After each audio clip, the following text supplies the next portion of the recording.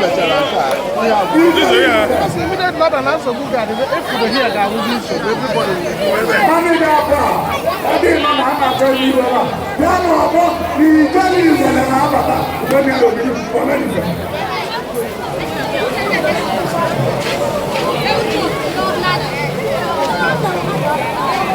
Manager Albert Asidigo. Daddy, you get back. Then you get the gospel. Then you get it for them. Then you get it for them. Then you get it for them. Come on. You get it for them. Oh, give me camera to my son. Come on, I'm more than I'm going. You are going to do it. Then you get it for them.